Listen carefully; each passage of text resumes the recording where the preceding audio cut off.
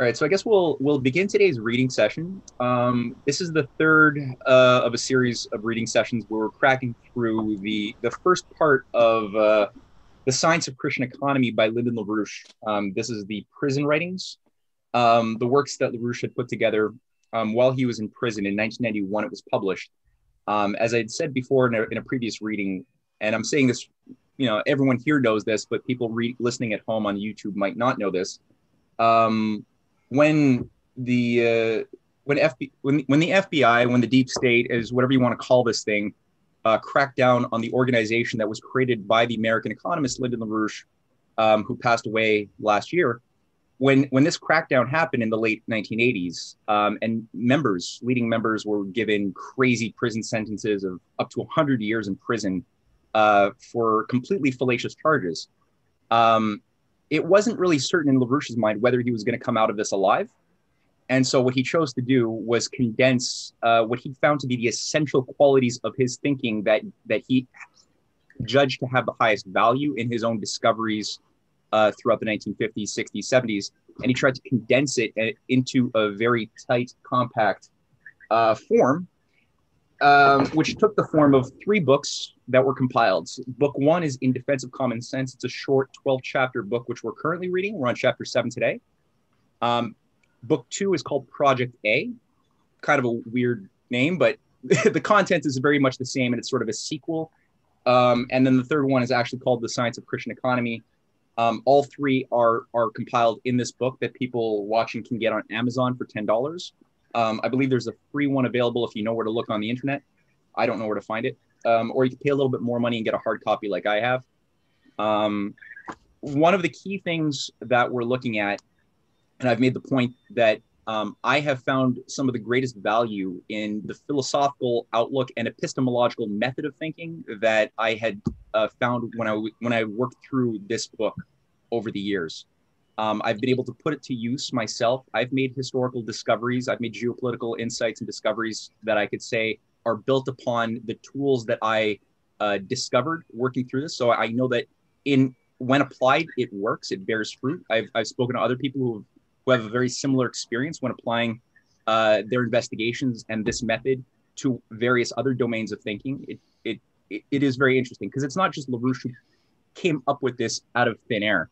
As we've been seeing, there's a continuity of discoveries and sets of ideas going back to the days of ancient Athens and even before that. But really, it exemplified itself very clearly with the battle between the schools of the Platonists, of Plato, the follower of Socrates, and an entire school of Athens that he created that was a hotbed for creative discoveries and also military and political operations against the Persian Empire and against the different operations that at that time, even back then, 2,000 years ago, we had political operations run by the Oracle at Delphi, the Delphic oracles that were themselves tied to other priesthoods that ran mystery religions throughout Persia, Babylon, and beyond.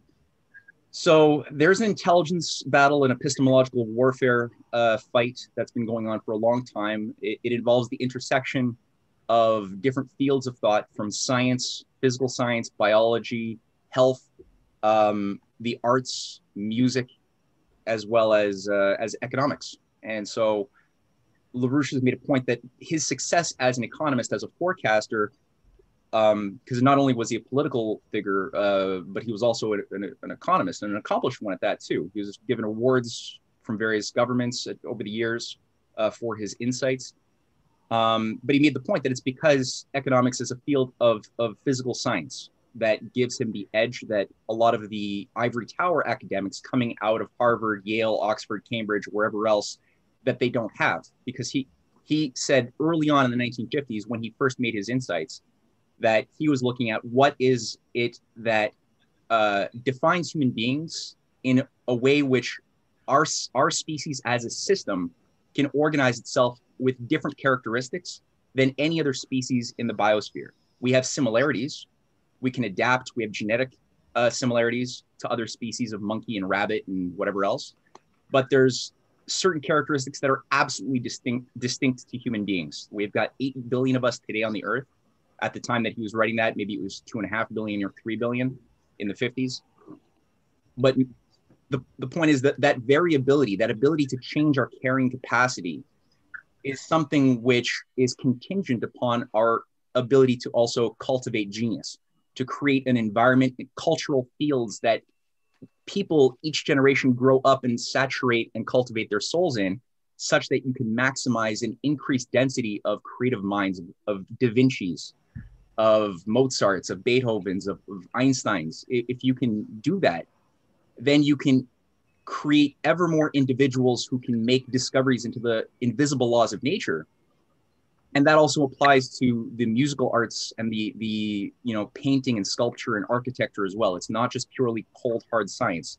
There's discoveries that can happen in a variety of ways, because it's not just purely logical. And that's why Da Vinci is known as a Renaissance man. And that's why the word Renaissance man usually implies, or a woman, implies people who have an intersection, right?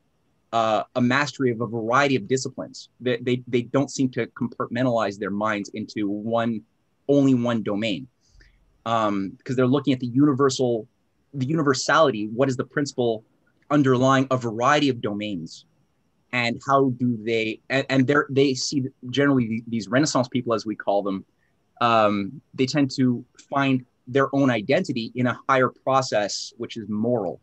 That's based upon a debt to the past that you feel like, one should repay as best as one can, because people did sacrifice for us, and an obligation, a duty to the future, to create the best conditions possible for the lives that are going to come after us. And you find when you read the writings of Plato or Benjamin Franklin or Erasmus, or pick a great person, Helen Keller, you find that same quality of identity being expressed in their writings and in their lives, how they live their lives. So the ability to measure, how do you measure the relationship of a new discovery and how it changes the potential of the species to reproduce itself successfully? Is there a way to measure that? LaRouche says in his works, there is, but not math. If you're a mathematician or a statistician, no way in hell. You can't understand. Your mind is not wired to think that way. But if you think as we've been looking at, a constructive geometrician, somebody who is actually somebody who recognizes that principles organize the laws of nature and the shape of physical space-time. If you train your mind to think that way, yes, you can have a relative type of measurability where you can measure, are my decisions politically increasing or are they decreasing my ability to sustain the population that I have now or the future populations that could come online? Because that potential is something which it could be more than the current population. If you have 8 billion people, as we've come to look at in this book, you could be applying the best technologies to create a quality of abundance, a quality of peaceful relations of win-win cooperation with your neighbors, such that you can potentially sustain 25 or 30 billion people maybe. Or you could go for a different type of approach. Let's say we just spread solar panels and windmills all over the world and have a green hegemonic, central bankers currency to fund a decarbonization of the world. Let's say you want to do that. Yeah, you might have 8 billion people today, but give that policy enough time and that potential is going to go down below the actual population, right? You might only, and that'll start creating a constriction. I feel like I might have frozen. Did I freeze? I think you're actually back now. Your audio and video were out of sync, but they seem to be good now. Oh, okay. But I was intelligible, right? Mostly. Yes. Okay. Yeah. All right. Cool. Let's go with that. All right. So I'll just leave it there. I think we can get through 2 chapters today, maybe 3. The first one that we're going to look at today is called The Golden Section. So I'll do a little screen share. And if anybody has a thought of something that I might have missed that they would like to say about what we read last week that might be essential, please feel free to do so.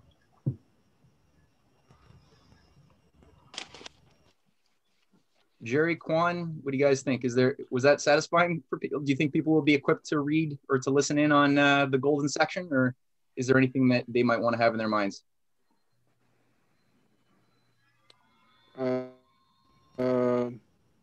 No, I think it's Cody? okay.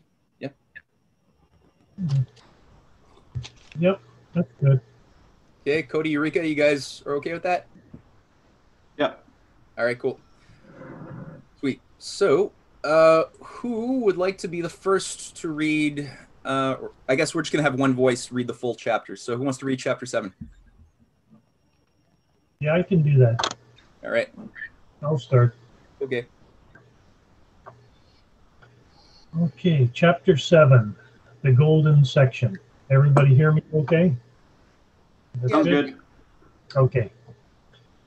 The appearance of universal negentropy as the characteristic feature of constructive geometrical mathematical functions began with the focusing of modern physical science in Italy during the first half of the 15th century. The required scientific method was elaborated by Nicholas of Cusa, as we have noted above. Cusa's work led, both directly and by way of Leonardo da Vinci et al., to the first elaboration of a comprehensive mathematical physics by Kepler. The topic of universal negentropy is inseparable from the topic of the golden section, as such a connection is reflected in Luca Pacioli's Divina Proportione, and an exposition of this by Kepler later. See Appendix 3. Hold on 1 second. This is such a big idea. I think maybe we could read Appendix 3 right now. Oh, okay. Usually we won't do this. Usually when we see an appendix, we'll just save it for later. But this appendix and this idea, for me at least, it's just so big and so important. Let's just read it. Now, see if I can find it. Appendix 3. Thanks. I feel like I just... All right, it'll take me 2 seconds just to figure out which appendix am I in here. God. Okay, that's appendix 9, so I overshot it too much. Okay.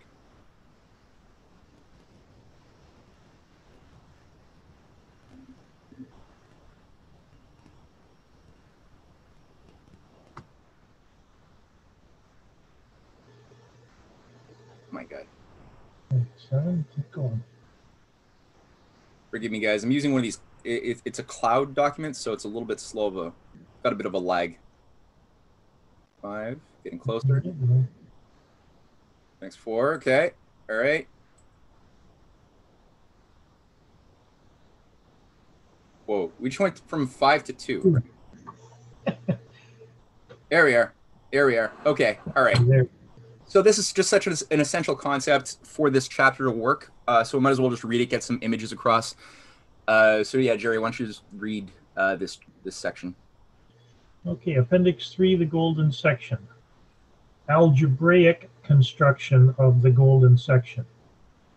The golden section, or golden mean, divides a line into 2 segments, such that the ratio of these segments is proportional to the ratio of the whole length to the larger of the segments. And you have line A, C, B, and I think that's supposed to be a ratio. AC is to CB equals AB to AC. This being the case, when the length AB is extended by the segment AC, the ratio of the original to the new length, A prime B over AB, will also be proportional to the golden section. And there's another graph. Okay. And basically, yeah, this is something that we see coming out in the architecture of a lot of different cultures. We see it in the Parthenon in Athens, but we see it in a variety of Asian architecture as well throughout the years. And we see that Da Vinci, right, was very interested in this proportion as well, especially how it influenced living processes. So useful just to keep that in mind. Okay. I don't know what the name of that symbol is. It's kind of a zero with a line through it. What are we looking at? Are you looking at the image? Oh, is that an omicron, or I forget which Greek symbol that is. It's called? I don't know. Juan knows. That's a phi, like in philosophy. Oh, okay, fine. Okay. AC over CB equals AB over AC equals phi. Okay, now we get the gold. That must be. I guess that's the same as the 0.614. As far as a number is concerned. Yeah, exactly. The value is about 1.618. Okay. Right. And if you try to express that mathematically as 1.618, it's an infinite series. But if you expressed it geometrically, not as a mathematician, but as the cross section, the hypotenuse of a triangle that's side half and side one, then you could express it as square root of 5 over 2, and it's an integral. It's a not infinite concept in the sense that it doesn't run on mathematically forever. It's a whole idea, even though it has a transcendental function to it, because it's not like the number 1 or number 2 or number 3, which is just like a simple number. It's one of these higher order numbers, because it's based on a relationship. Okay. You want me to continue there? Yeah. Okay. The golden section ratio is 1 plus the square root of 5 divided by 2, which is approximated by the number 1.61802. That's what you were saying, right? All right. Yeah. A simple construction of the ratio 1 plus the square root of 5 divided by 2 can be determined from the Pythagorean theorem. Construct a square on an extended line. Draw a diagonal through 1/2 of the square and mark this length on the line. The extended line will be in the golden section ratio to the length of the side of the original square.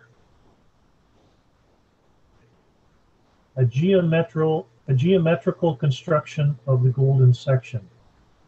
The golden section can also be constructed directly from a circle as follows. Take a circle and determine the length of its diameter by folding it in half. Now produce a tangent from any point on the circumference of the circle, which is extended so that it has the same length as the diameter. Connect the end point of the tangent to the center of the circle and continue this new line until it reaches the opposite half of the circumference. This line will be cut in the golden section proportion, phi, by the diameter. Interesting. Yeah. Okay. The relationship, it's too small, PQ squared, I think, equals QB times QA can easily be shown by noting that PQB and PQA are similar triangles.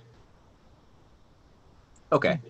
Yeah, I mean, all that to say, that was the first bit in that appendix is what I really wanted people to see.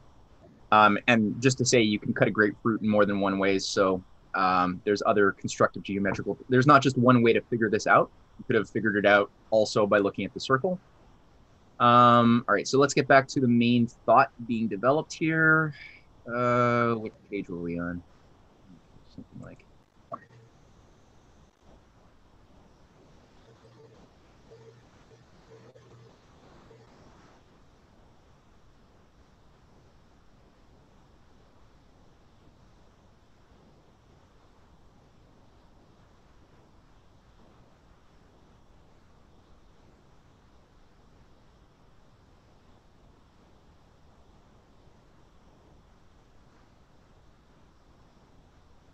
Okay, this is really weird. I'm trying to just go back one page, and it just set me forward 40 pages. It's really annoying. I'm sorry, guys. Now just jump. Yeah, I just hit back one page, and now I'm at 560. All right, let's just physically do this to page 85. I think it was around 85. I think it was 71. 71, really? Okay. Thank you, Cody. All right, 78. Yeah.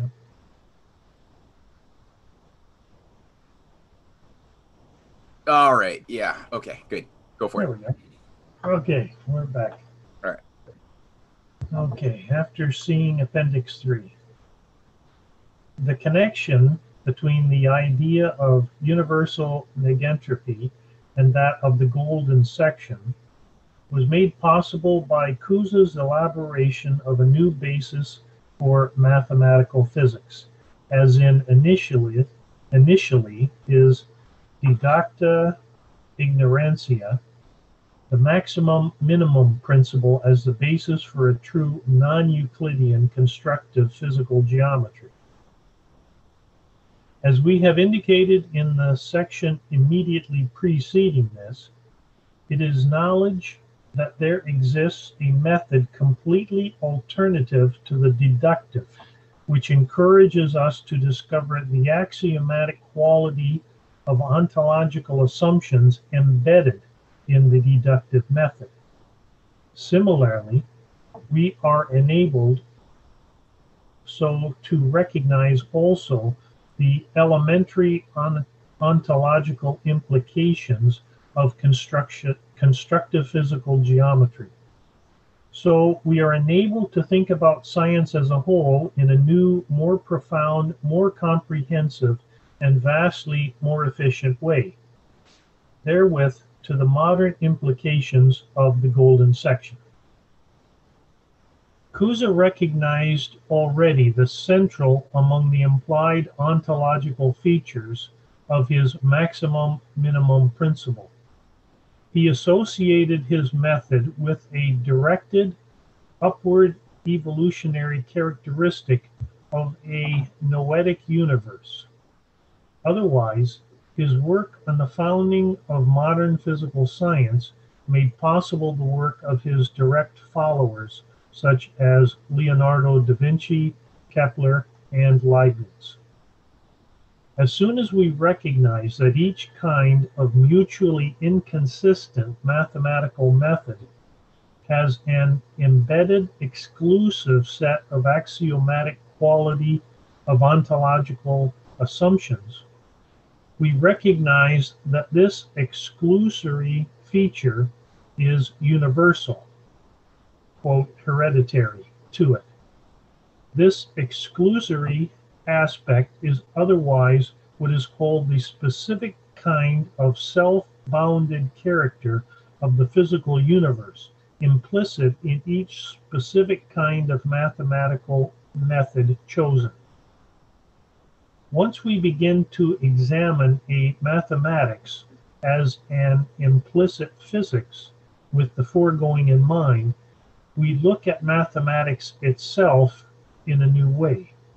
Oh, that's important just for people listening, because those of us who are here now live are kind of familiar with this concept, even if we don't understand it fully. We're familiar. But if you're listening live and you haven't read through the previous chapters, the thing that we've been zeroing in on is what allows for the scientific language, the mathematics that we use to evolve in a more perfect way or a less imperfect way over time, civilizational time.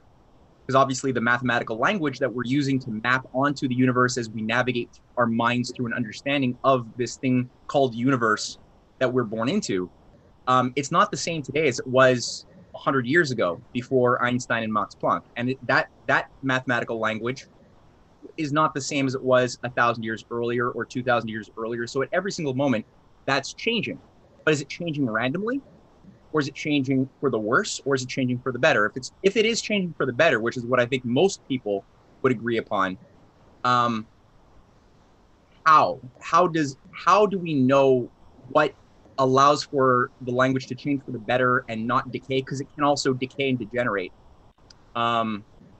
And so in most of the deductive modes of logic that we're given in schools and universities and that we're told that we have to use to apply when we go into the fields of science, of policy making, or whatever else, the World Health Organization or the IPCC, we're given certain methods that are fundamentally deductive or inductive that don't actually work in terms of helping us make discoveries of principle. Though deductive and inductive reasoning is useful, obviously, mathematical formulas are useful, statistics are useful, but to draw conclusions about all of reality based upon statistical methods of thinking, or just simply like axioms that you were given, that you're told you must assume are true without ever knowing them to be true, like Euclid's laws that we encountered last week, that will cripple your powers of thinking terribly.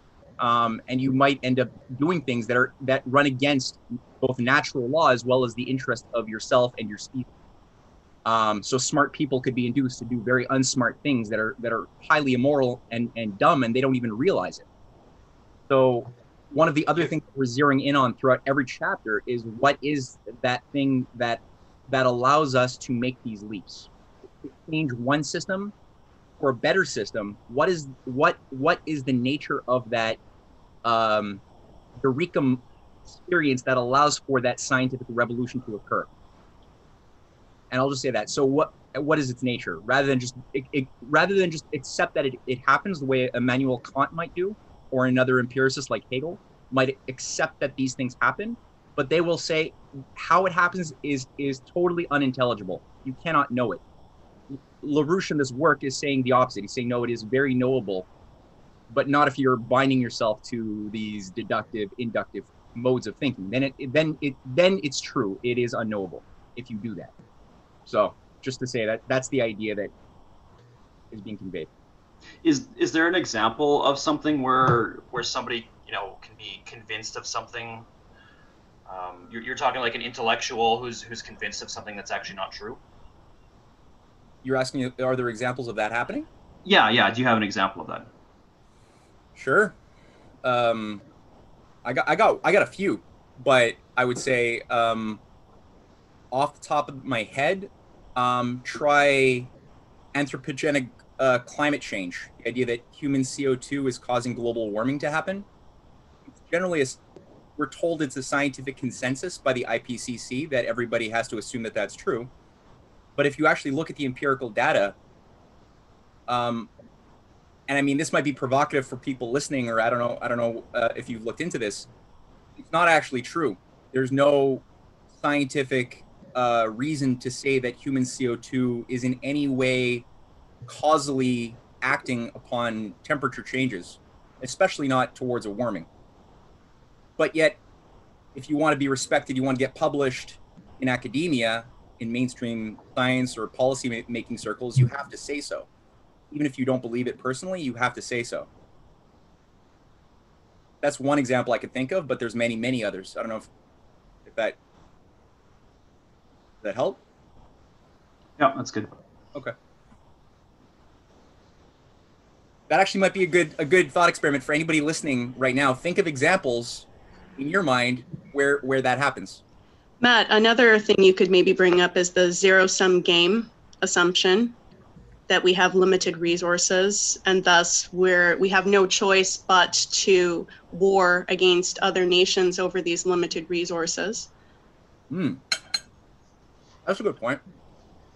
Yeah, most experts think that who teach in political science, they think in those terms in some way, in a zero-sum way. That's a good point. It's not true though. Like, that's not how reality actually works. That's a good example. Do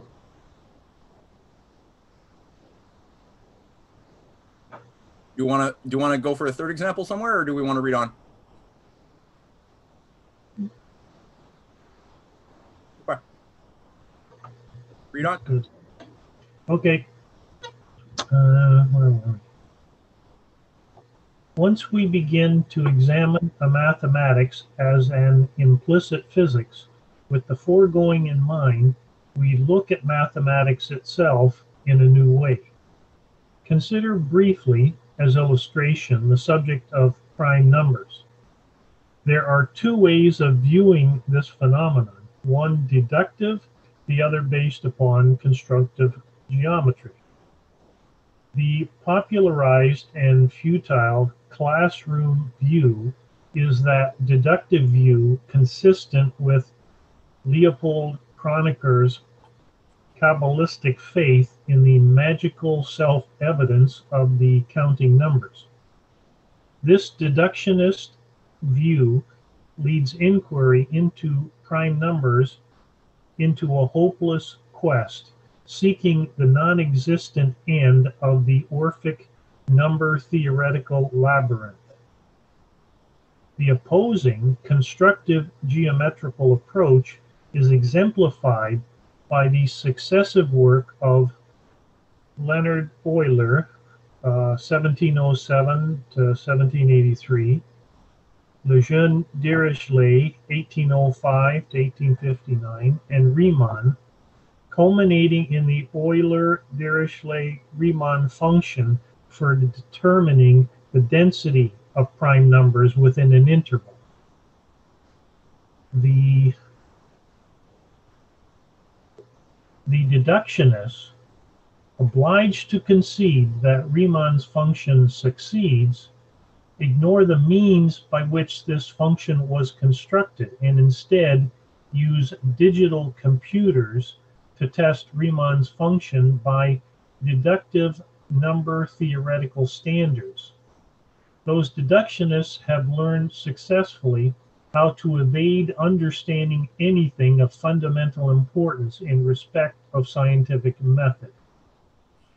I just watched an amazing 30-minute video by some professor in Philadelphia who had really great animation skills, or somebody he was working with that was able to illustrate, I thought, really competently the Riemann problem, and that's what they call it. But how do you forecast after you add up all the prime numbers that are knowable? How do you figure out what the next one is going to be? And that's been a big problem for generations. Like, nobody could figure out how do you do it. Like, there doesn't seem to be a, if you want to forecast the next odd number, it's easy. It's every second number, every even number is every second number. Most every type of number has a periodic pattern to it, but prime numbers don't, that anyone can find. But Riemann had an approach that trumped everybody. And this video is great. And I'll put that in the description of this video in YouTube. And I'll email it out to you guys as well. It's great to watch. So.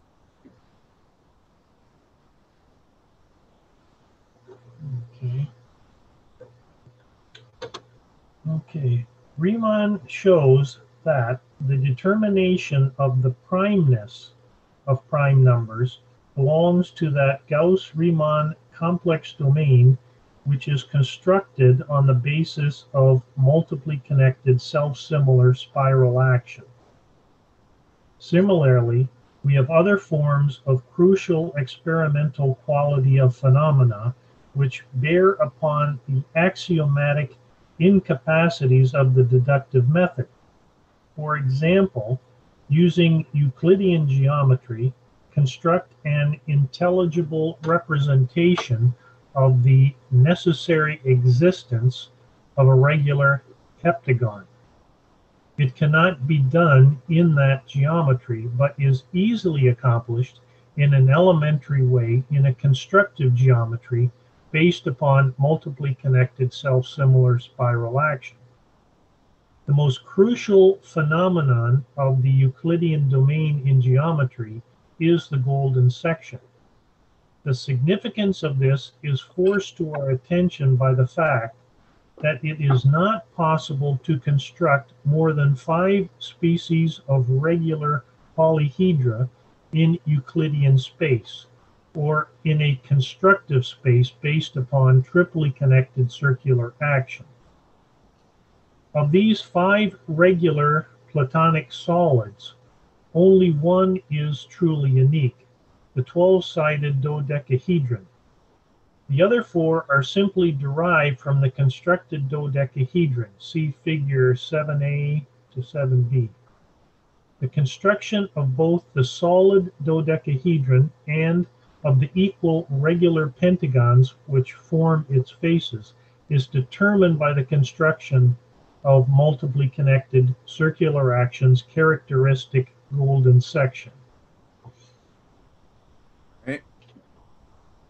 And there we have, for those who have not looked at the Platonic solids before, I think everyone's familiar with them. You got an image. Now,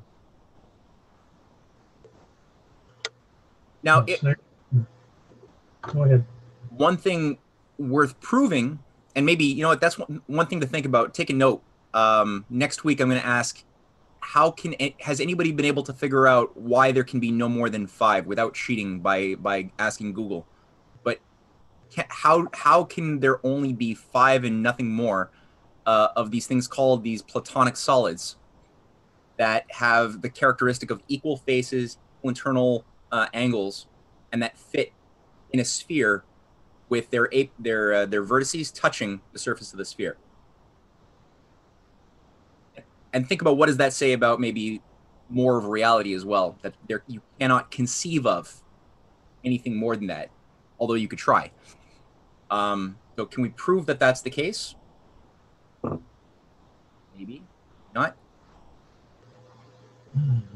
I haven't yet. We'll share ideas next week.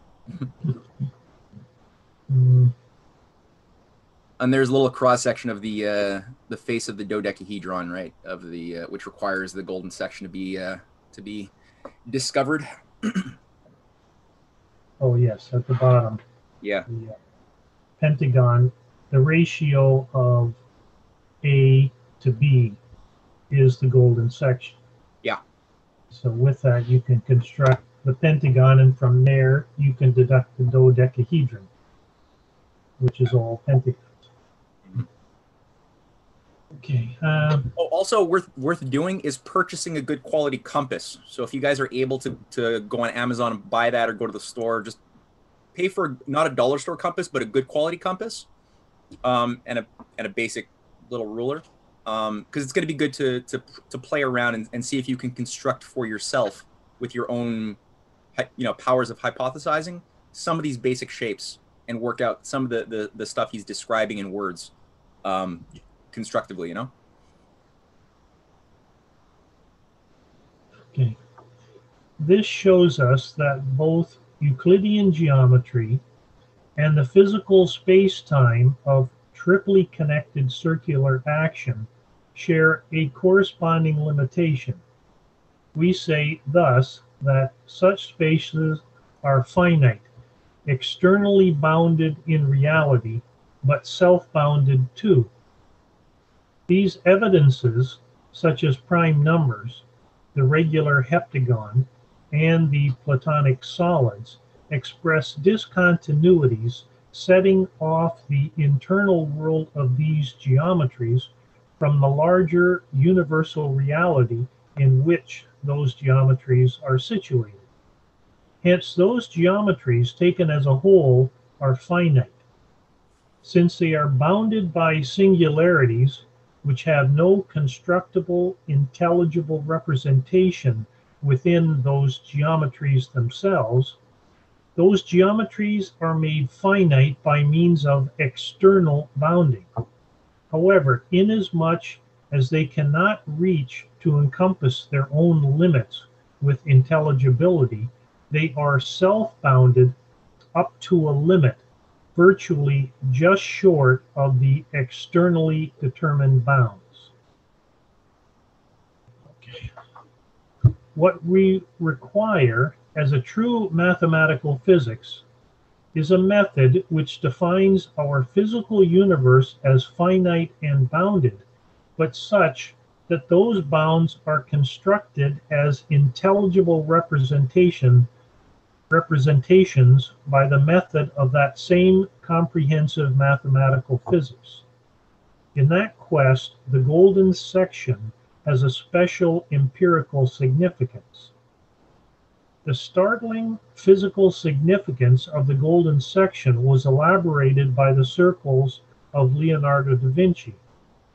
On the macro scale of ordinary human observation, all healthy living processes have forms of growth and movement which are harmonically determined by, and thus in congruence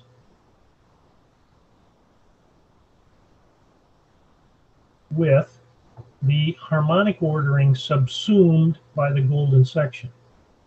Within that ordinary scale of observation, all living processes are so ordered. Non-living processes are not. This harmonic characteristic of living processes is the original empirical definition of the conception now termed negentropy. The contrasting harmonics of non-living processes is the original empirical referent for the mathematical notion of entropy. This distinction between what we term negentropy and what we term entropy was not only stressed by Kepler. This distinction is a central feature of the entire mathematical physics of such of Kepler's followers as Leibniz, Gauss, and Riemann. See Appendix 6. This view of negentropy-entropy assumes richer colors as we extend our range of observation to the respective extremes of astrophysics and microphysics. The conclusive vindication of Kepler's astrophysics for the case of the asteroids, as shown by Gauss, 1777 to 1855, shows also and conclusively that the universe as a whole is governed and permeated by a principle of negentropy, in exactly the sense that fanatical bunglers such as Clausius, Kelvin, Maxwell, and Boltzmann insisted upon the directly opposite view. So Ludwig Boltzmann, 1844 to 1906, faced with a choice between life, negentropy, and death, entropy, chose death. The same result confronts us in microphysics. That's the name of a depressed scientist who committed suicide. Oh. He couldn't deal with the his assumption that the universe was effectively going into a heat death and nothing had any meaning, and he couldn't. That didn't allow him to get out of some of the problems that he had in his life. So that's sad. Pressing. Yeah. The same result confronts us in microphysics. The geometrically characteristic orderings of the relatively elementary processes of the atomic and subatomic scale are Keplerian. Thus, in three aspects, the universe as a whole is negentropic: life, astrophysics, microphysics. Entropy exists in such a universe, but only as a necessary subordinated feature of universal negentropy. That negentropy is the nature of substance. This brings us back to functions expressing a rate of increase of potential population density. This function, expressed as a continuous function, has the harmonic characteristics of a negentropic, e.g., living process. The increase of mankind's power over nature, expressed as an increase of potential population density, is negentropy.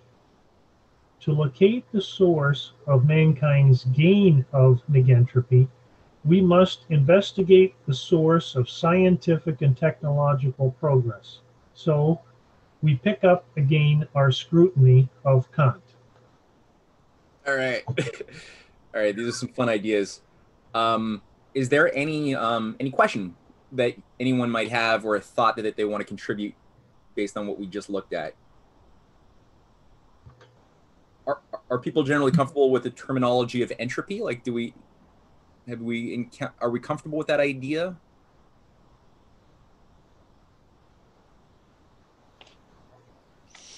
I would like to add maybe some a a general principle, if I may say so.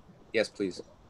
Okay, because the idea of entropy is very related to one of the fantasy of that domain of thinking, because entropy is most of the time related to the idea of self-organization, and I would like to add blind self-organization, because in opposition to the idea of intention.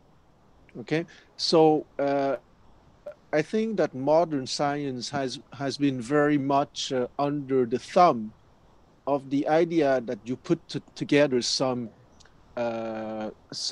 basic ingredients, and by some not understood miracle, by the magical idea of self-organization, those elementary ingredients would stick together and climb the scale of complexity to consciousness, for example, which is the top of the complexity ladder, right? And that's precisely in opposition to the domain of thinking related to the idea of negentropy, which precisely needs the concept or the idea of intention. That's really important. So I would say, yes, exactly. What I would say that in a nutshell, blind self-organization versus the idea of intention. Mm-hmm. Yeah, because if you presume intention in the universe that accounts for this self-organization, then that implies that there's some reason binding the universe, right? Like that, because a lot of the scientists today would be offended by that, because they would say, oh, that's a subjective property that you're anthropomorphically imposing onto the universe. And so don't, yeah, exactly, and one subjective reasoning or intention. That's what humans do, not the universe. It's cold and logical and exactly. Yeah. But then it's like, but aren't and you one of the worst too? Like if they believe that the universe is dying a heat death and is ultimately just like random and like randomly just magically self-organizes itself to have like life just pop out where there was no life beforehand, you know? Well, they're sort of saying that the universe is affected by their subjective judgment as well. Yeah, and one of the worst insults that we can give today is call someone a vitalist. A what? Because a vitality. So someone which believes that the universe has a kind of intention, because vitality normally in the modern domain of science is only ascribed to living entities, okay, like animals or human beings. Mm-hmm. So one of the worst insult in the scientific domain is to call someone a vitalist. Mm-hmm. Good point. Interesting. Yeah, it's like saying that you're kooky. Yeah, more or less. Mm-hmm.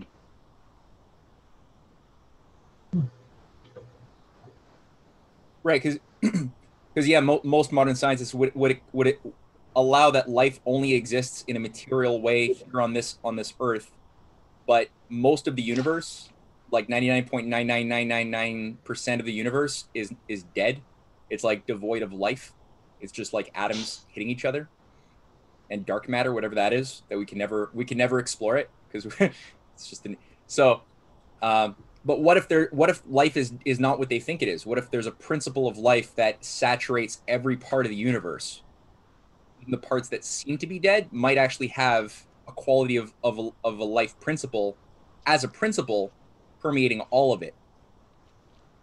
What if that's true? How do you if people say that's not true, well, prove that that's not true.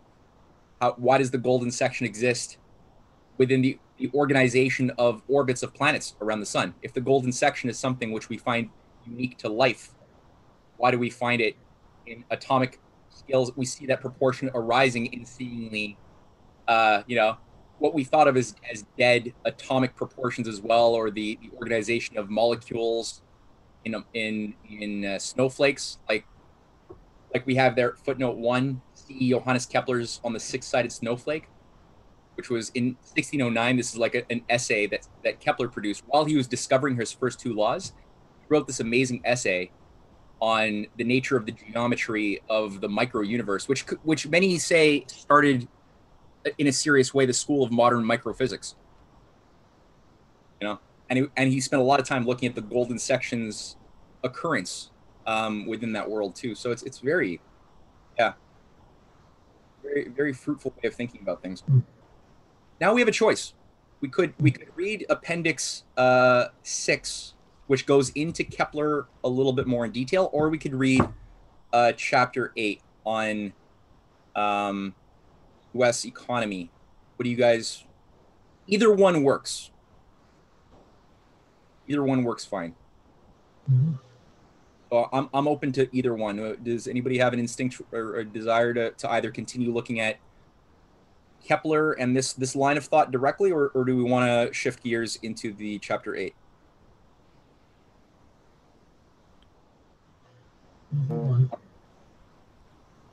Eureka. Chapter 8. Chapter 8? Okay. Okay, yeah, and people can read Appendix 6 on their own. Okay. Okay. Quan or Cody, somebody want to read? Or Cynthia? Yeah, I can do it. All right. Just read slowly. There's going to be some big ideas like usual. Okay. Chapter 8, Case Study, the U.S. Economy. To define true common sense, we must know what conditions of opinion making render a society capable of successful survival. We must know how man, society, is capable of mastering the universe to the effect of accomplishing successful survival. We must locate man's capacity to know that which he must master to such effect. We must locate the conscious choice of means by which the individual in society might recognize such a capacity and employ it effectively by choice. To the purpose, we continue our exploration of some of the more crucial among the relevant features of mind and nature. It is already indicated here that creative mental activity is expressed by the transformation A to B, on condition that this transformation generates a moment B, a condition or potential, determining future successful survival in terms of the effects transformation from B to C, C to D, etc. The awesome difficulty in defining an appropriate conception of potential at member B is no more than an apparent one. The concept of hierarchical transfinite orderings points towards the needed solution. Shift now the focus of our attention to this point to the domain of statecraft. Okay. Over the period 1963 to 1989 to date, a dominant pro-New Age faction within the Anglo-American liberal establishment has been pushing openly the imposition of Nietzsche-Crowley Age of Aquarius countercultural revolution upon the institutions of government and popular opinion making otherwise. During this period, there have been frequent changes in policy, even marked ones, but virtually always in the same direction, away from the moral, cultural, and economic traditions of Western European Christian civilization towards a Gnostical and outright satanical Malthusian post-industrial society utopia.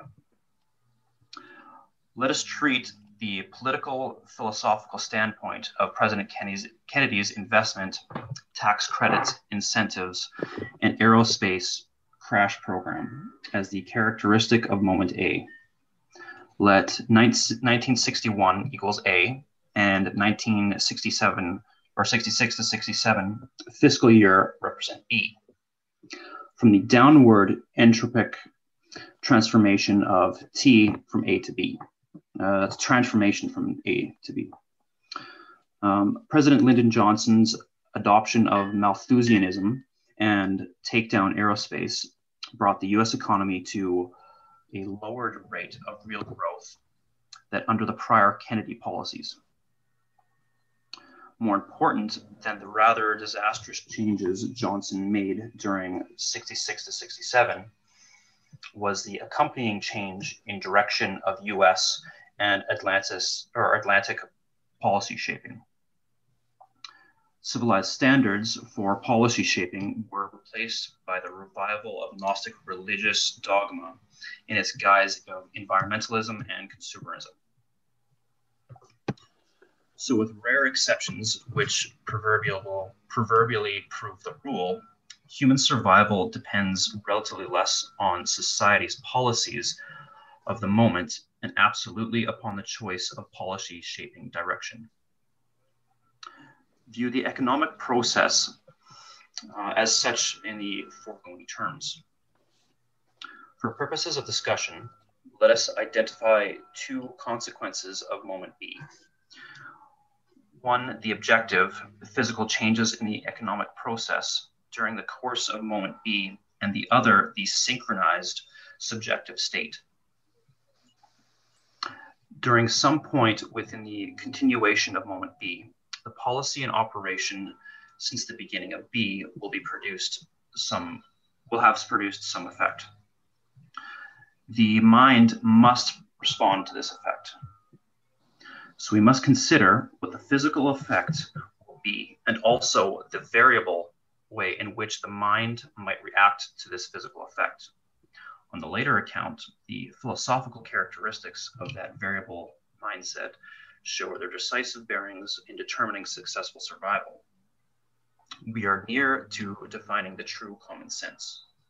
And as people can guess, whenever he says moment A or moment B, it's not just a snapshot as a splice of time. It's an interval of time in which a process is happening, right? And so there's the subjective and the objective characteristics of every process imaginable in the types that he's talking about.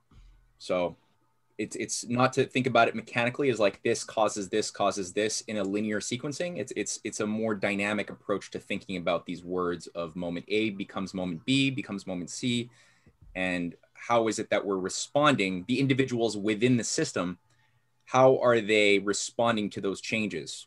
And how are the policymakers specifically, because it's statecraft, so how are the policymakers thinking about their intention for the system as a whole throughout this process?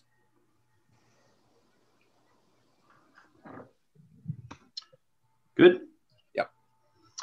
So for example, the US policy trends of 1963 to 69 have been a drift towards the anti-Western radical counterculture's increasing influence. This has included a composition of anti-agro-industrial usury and Malthusian post-industrial utopianism. Every policy response influenced by this combination of subjective trends and trends in, next page. Let's see.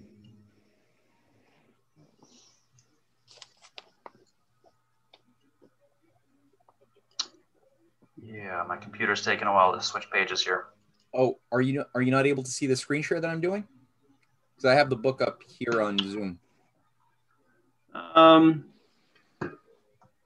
Let's see.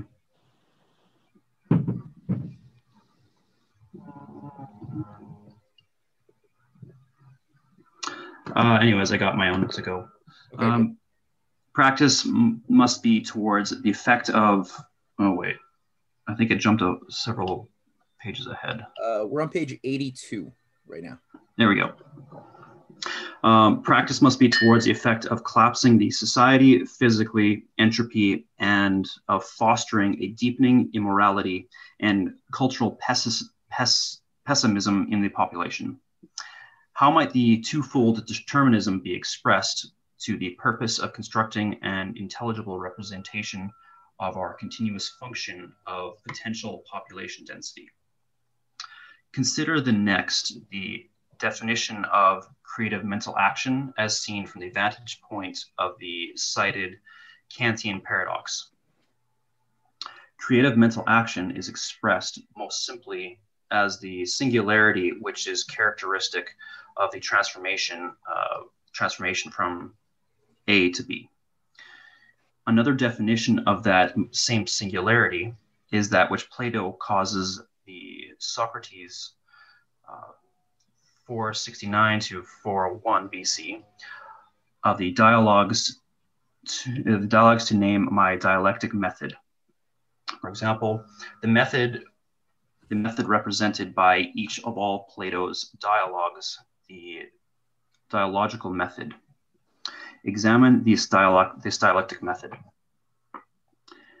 Instead of rebutting a proposition directly, the Socratic dialogue inquires, what axiomatic assumptions necessarily implicitly underlie the proposition hereditarily? In turn, it then examines those axiomatic assumptions from the same viewpoint expressed by constructive physical geometry. In general, all Plato's dialogues are in this way a repudiation of both the deductive method and the ontological assumptions implicit on the latter method. Right, and that's an important lesson for all of us. If anyone's read Plato a little bit, that often an ineffective way of encountering somebody who has an idea we find disagreeable or wrong or immoral, and there's a lot of those ideas out there, but oftentimes we react emotionally, right? And somebody says, oh yeah, we're overpopulated, we need to kill off 7 billion people need to die to protect nature.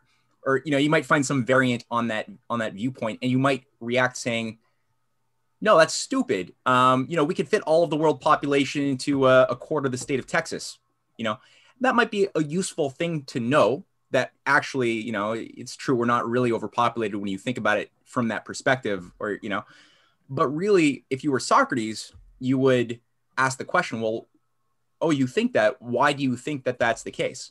And you get the person to start you don't get them to just go on the defensive immediately. You get them to think well, how do I justify what I just said? And they might say something else that's kind of ugly. And you could ask, well, okay, well, if that's the case, why do you think that? And just probe, have a conversation, which gets them to, you're zeroing in on the underlying assumptions that they themselves probably never even thought of, but are there. That they're there. So you're not directly acting on the branches. You're zeroing in on the root of the tree. Because oftentimes, if you just attack a branch, you didn't change the rotten tree. Nothing changed. So the person at best might walk away thinking oh yeah, I guess maybe we're not as overpopulated as I thought, because we could fit everybody into a portion of maybe a portion of Texas or something. That might change as an opinion that they had, but they might still believe that human beings are just vermin or a cancerous pox on Gaia. That didn't change. They still ultimately hate humanity. That you didn't get them to talk about that. So nothing really qualitatively changed. And they're still susceptible to supporting a fascist policy that they wouldn't know how to stop. They'd probably go along with it, So reading Socrates is or Plato is very, very useful for this.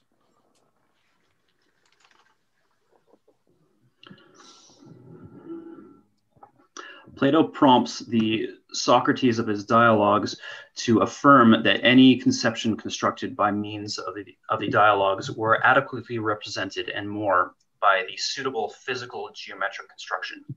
So, in that same spirit, and from a modern occupation of that same viewpoint, we emphasize that the singularity of the transformation A to B is not only the efficient course, but also the substance of creative mental action.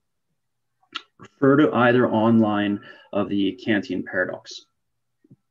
our earlier outline of the Kantian paradox. Plato's dialectical method and those creative processes of the mind which generate scientific progress are congruent. At least this is true in the matter one speaks of a sense of direction. The Platonic method is, in intent and in approximation, an intelligible representation of the creative process. It is intelligible in the sense that Kant insisted that such a representation were impossible. As we have indicated already, this dialectical method addresses two levels of axiomatic thinking. First, it addresses the relatively more superficial of the two levels.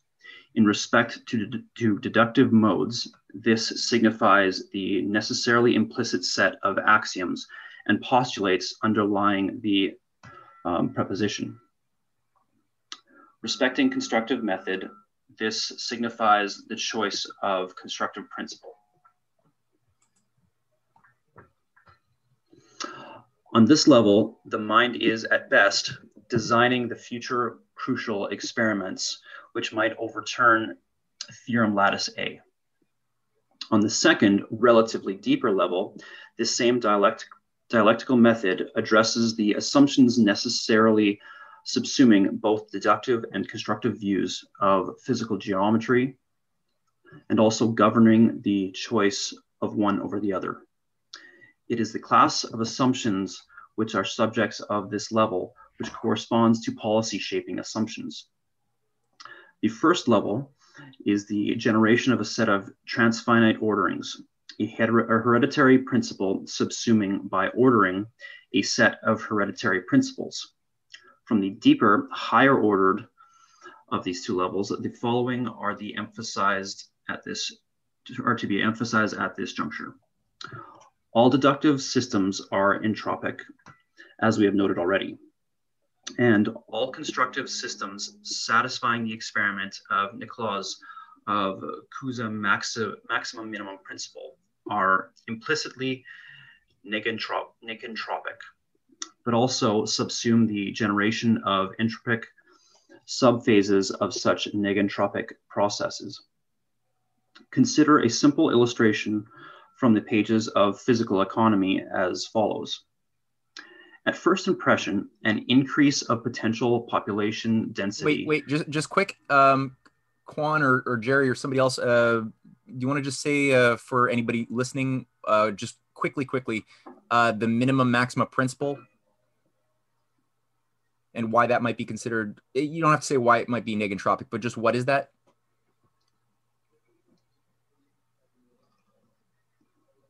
As a boundary condition?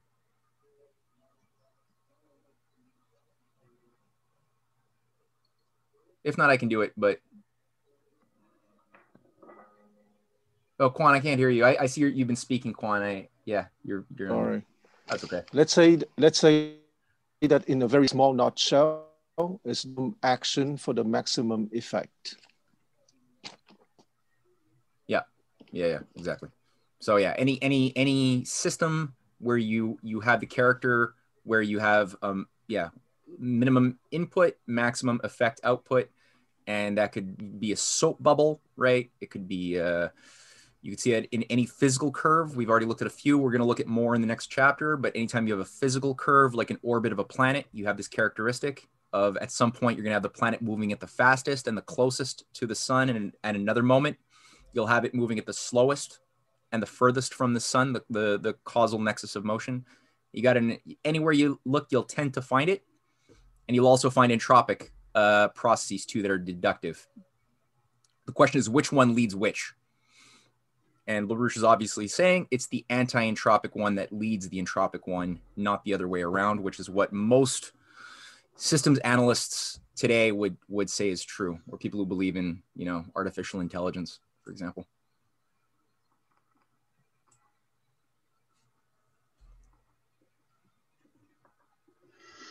At first impression, an increase of potential population density signifies merely an increase of the average physical productivity of labor per capita and per hectare. Within limits, it is feasible to increase average productivity. So by increasing the physical intensity of labor while maintaining constant per capita and per hectare capital intensities and without occupying technological process. No, without accompanying technological progress. Right.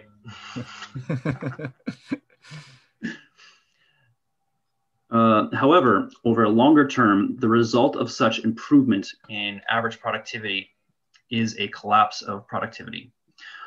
Relative to the relationship among the two factors here, a philosophy which ensures a medium-term decline in productivity has caused a short-term rise in apparent productivity. Okay, is that cool for everybody as an idea?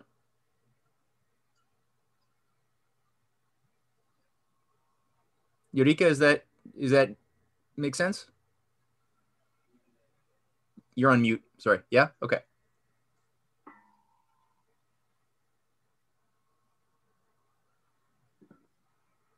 Why increasing productivity in a bad way can actually decrease productivity overall. Could collapse the system.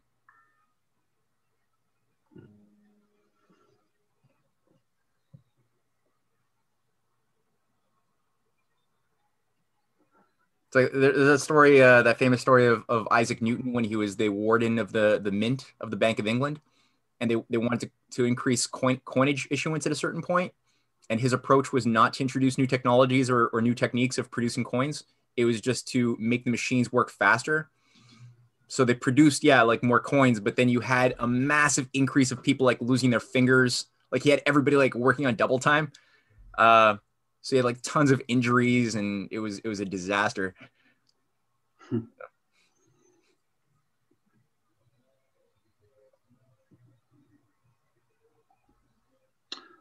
Good.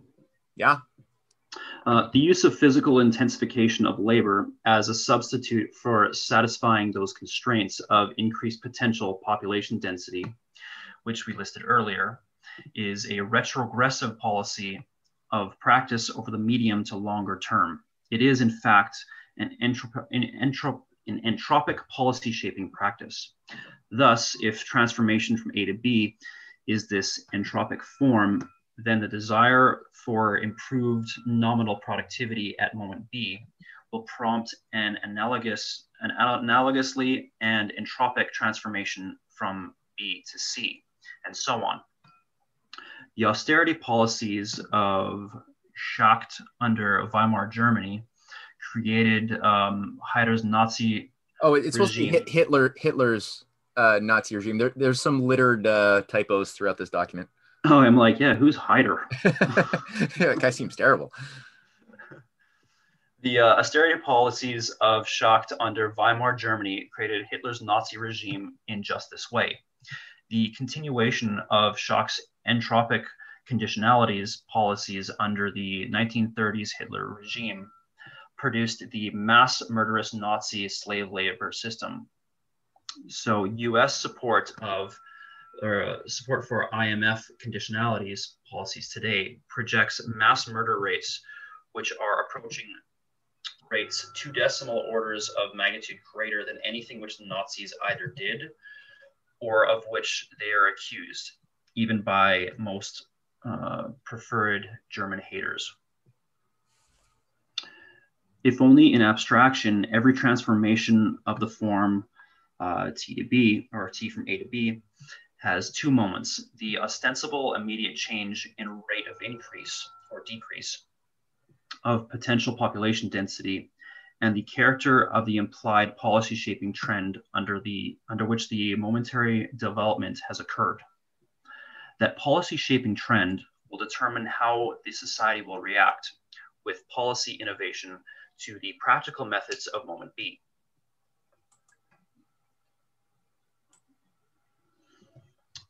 Consider the following amplified and recapitulation of the foregoing illustrative case. Consider first several aspects separately, and then in terms of their combined impact. The popular official method of national income accounting today is the gross domestic product, or gross national product system. This yardstick is based upon the popular definition of value added.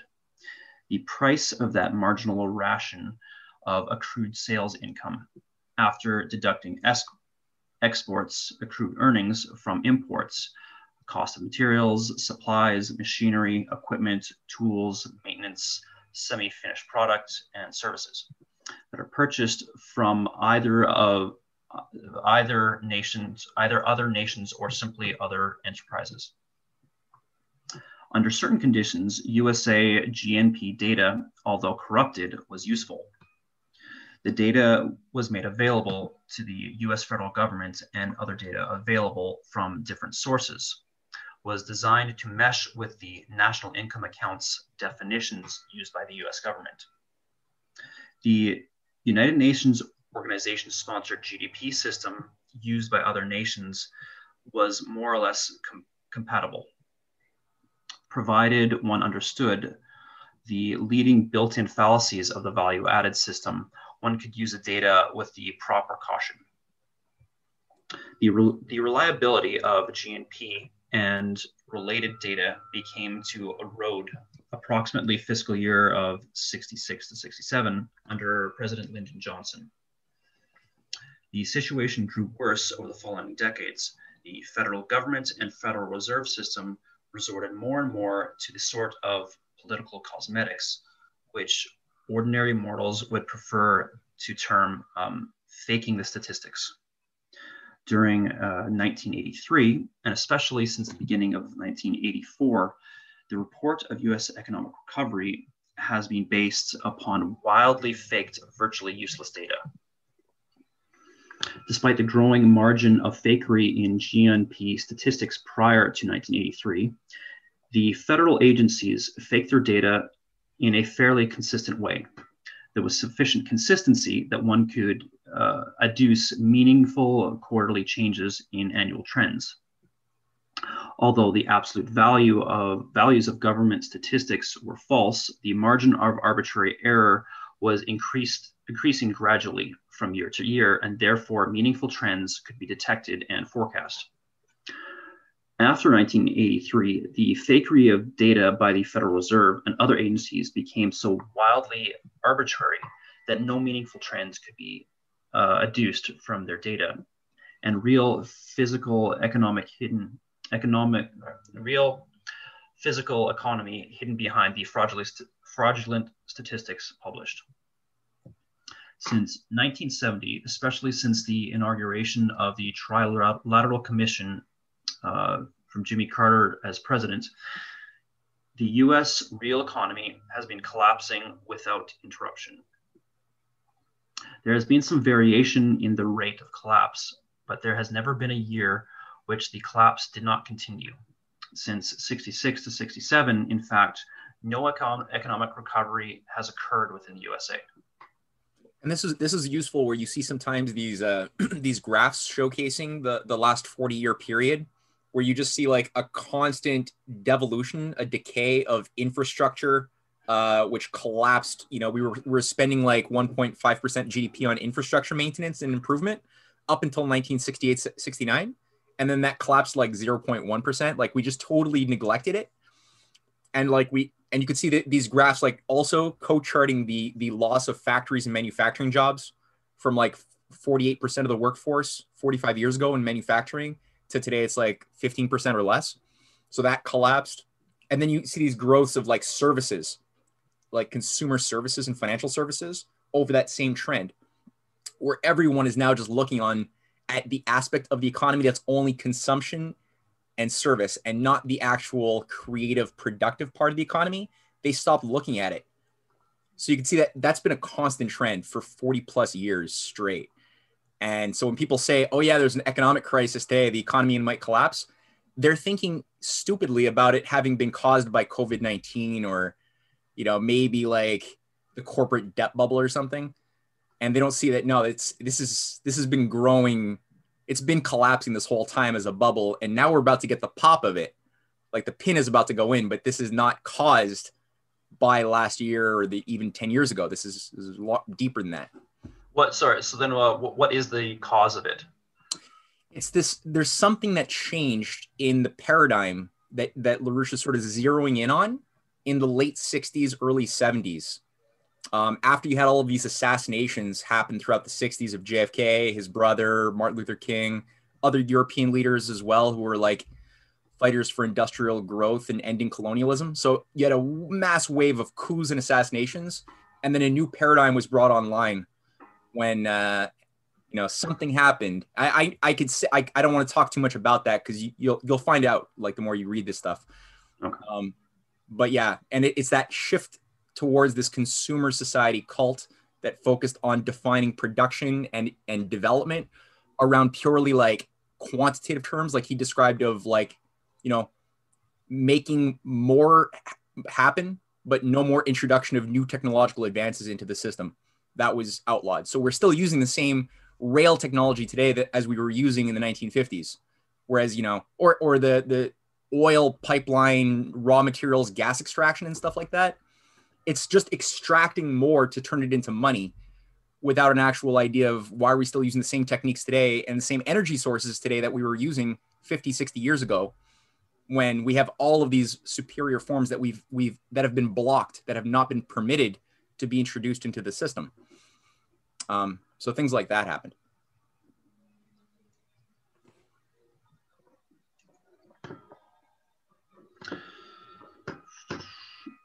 The net capital value of US basic economic infrastructure reached its high point in rate of growth prior to fiscal year 66-67. This rate sank to zero during 1970 and has been in continued decline since 1970. To achieve this per capita and per hectare quality of basic economic infrastructure today would probably represent a repair bill of $4 trillion. Since the relatively happier days before Jimmy Carter, U.S. agriculture has been drawn into nationwide spiraling bankruptcy. Our once powerful manufacturing belts have been transformed into rust belts. The physical market value of per capita households, farmers, and manufacturers' consumption has collapsed.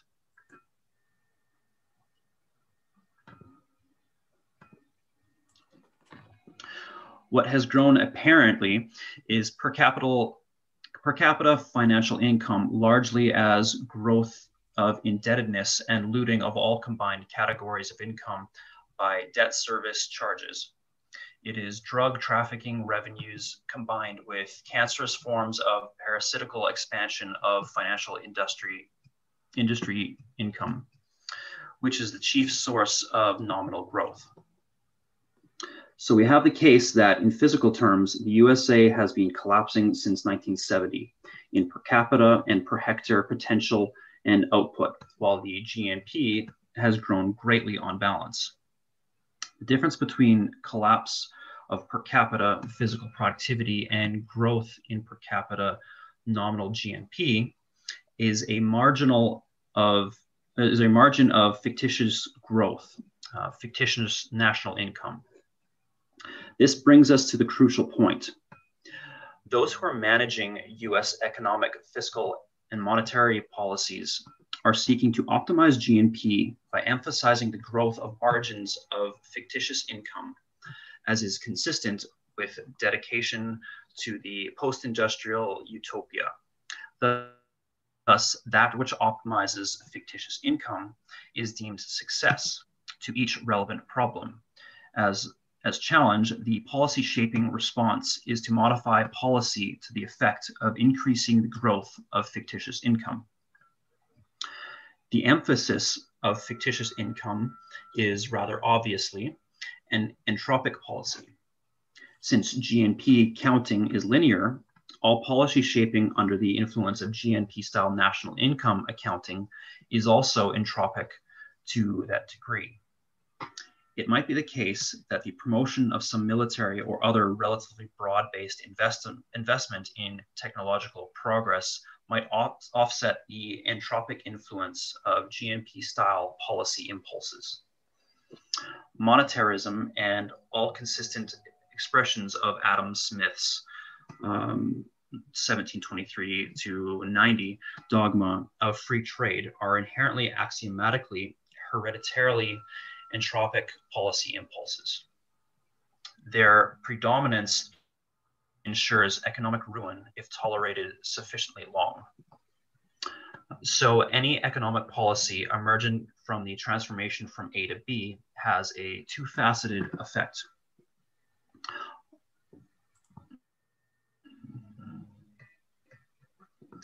On the lower level, more importantly, more obviously, it determines a momentary potential population density, at least apparently with respect to the actual population density.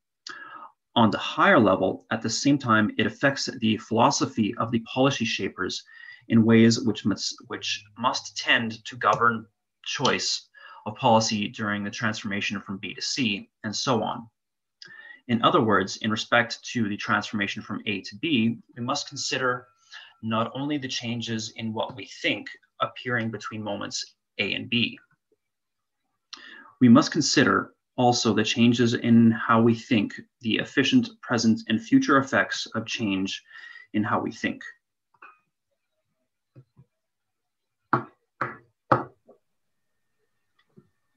Should I read the notes too, or no?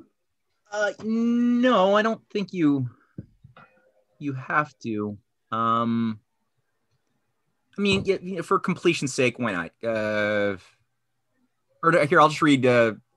So footnote 1 is just what is stressed most immediately in the present author's contributions to Leibniz's science of physical economy is the Kantorian implicit innumerability of the density of discontinuities lying within an arbitrarily small interval.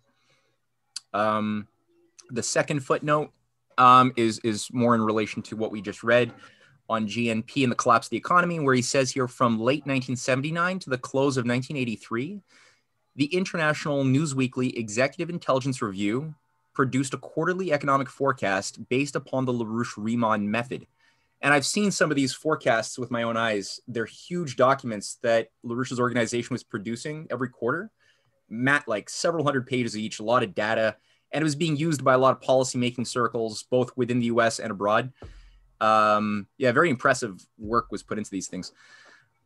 This report was constructed quarterly from primarily a GNP-defined database using a set of constraints supplied by this author. During this period, that was the only consistently reliable published forecast available from any US source. This forecasting was discontinued during early 1988 at this author's recommendation. The margin of fakery in US government and Federal Reserve System data rendered any report using such data worthless. So, yeah.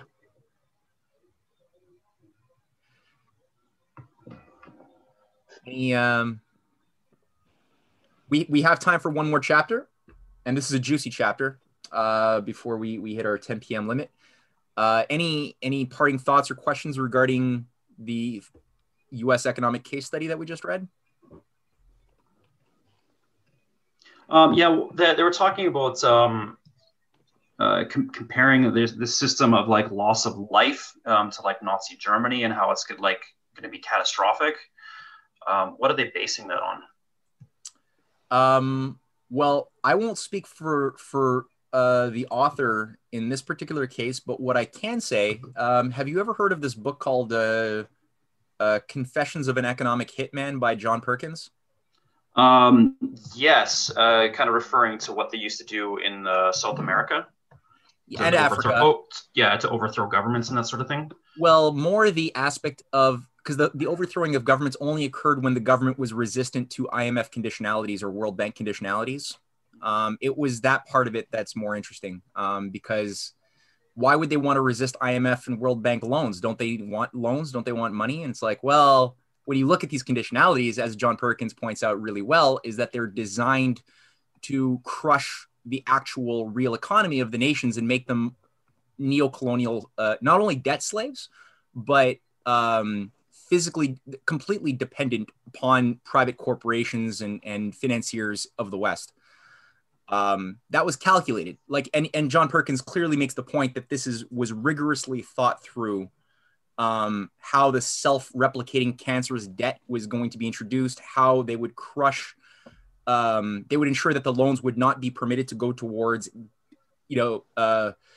Uruguay's investments into its infrastructure or dams or educational facilities or anything like that. So anything that would actually allow them to overcome poverty, lower their death rates and other things, that was banned, while certain other forms of investments were permitted as long as it involved Western contractors going in as corporations, strip mining a forest in the Amazon or, whatever, right? Extraction of wealth they could come up with. And so what LaRouche is saying here is that the fact that they thought through and calculated scientifically that effect actually caused way more death than Hjalmar policies did under Hitler, who was that's his finance minister. And it's the same thing. It's not that different qualitatively. The line of thinking is very similar. And I was just reading a paper, actually. I was asked to review a paper a few weeks ago from a British think tank, where they're going through what John Maynard Keynes, what his intention was to create a closed system in 1944 in Bretton Woods. So Keynes didn't get his way. He wanted a one world currency called the Bankor. Basically, that would be the basis of an exchange principle of nations. And in Keynes's view, it was a totally closed system. And this author is saying this is actually a revival of Hjalmar Schacht's policies, which should have happened.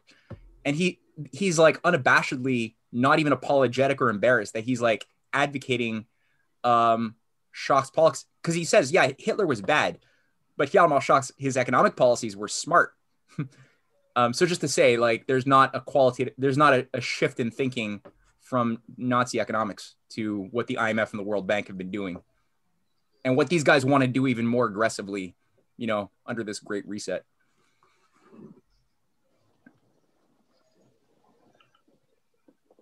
Matt, Yes, I just sir. wanted to say one other thing, that when you do this kind of, it's called cannibalizing of your economy. You get a worker to do the same amount of work, but in less time, speeding up. Yeah. You see a deterioration in the quality of living standards of the population, which will show up in your healthcare system. And as you don't invest in expansion of your healthcare system, you will see a population which is less able to not get sick, or it's better able to spread disease. And if you look at the United States in the last year and the rapid rate at which the COVID virus spread, you realize the massive destruction of the healthcare system in the United States. But nobody wants to talk about that. They talk about other things, but it's directly attributable to it. Well, yeah, the world becomes a petri dish for all sorts of diseases when you don't have, basic economic infrastructure that's being maintained properly. Yup. Yes. Agreed. Yep. All right. Anything else, or do we go on to chapter whatever it is? Matthew, maybe a very short comment, okay? Yeah. About the idea of Nietzsche-Crowley mentality. Yeah. Because I think that the population has been conditioned first to that Nietzsche-Crowley mentality first. So they forgot about the extraordinary capability of creative work, and that the first step to bring them to what I would call financialization of economy, because the fantasy under that, and which is expressed by what happened in the book of Hopkins, is that the establishment would control that Kabbalistic magical creativity of numbers, fake creativity of numbers, and they would control a so-called population of slaves that would perform low-tech physical work, which is the core sense of what I would call the Babylonian priesthood political agenda. And you can replace Babylonian with the Anglo-American establishment or with any kind of establishment in history. Mm-hmm. Mm-hmm. Yeah. Yeah, that's right. Because you don't want to get too stuck into this mechanistic way of describing how empire formed and how it's created the unjust economic conditions, but you want to go deeper, and that's what you just did. You want to go to the Nietzschean Huxley paradigm, which is ultimately really satanic. It's based on almost like a religious misanthropy, a religion centered around the hate of humankind.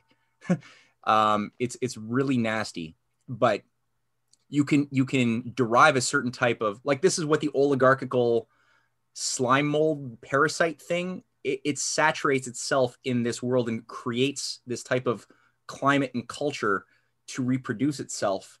Because you're like, how do the oligarchs train their own young, and how do they get their victims to adopt ways of thinking that will allow the victims to stay slaves? Because normally human beings, when they're given their own ability to grow, will reject being a slave. They will love freedom more, but they lose it for a certain reason. And what Quan just said, that gets at that. Yes, and if you study the very own religions, in the very own religions, people were not in love with their God, okay? They were afraid of demons. So because they are afraid of demons, they would offer sacrifice with the idea that those sacrifices would appease the demon, and the demons would let them in peace, if you want, okay, would let them alone. And with the evolution of mentality with higher religions, people love what they call their God, and they understand the power of creative work rather than exploitation. I think that's the core. Mm-hmm. That's good. Yeah, absolutely. Yeah, the principle of love versus the principle of fear, because both can organize a society and can organize a religion, but one is qualitatively superior than the other one. No, it's good. It's a good point you just said. Cool. Well, we got 20 minutes. We got 6 pages for chapter 9 on the curvature of physical space-time. I think we could totally do that. Cynthia, I know you've been itching. Cynthia's done a lot of work on this topic over the years, and she's been itching to read this for a while. So go ahead. All right. Thank you.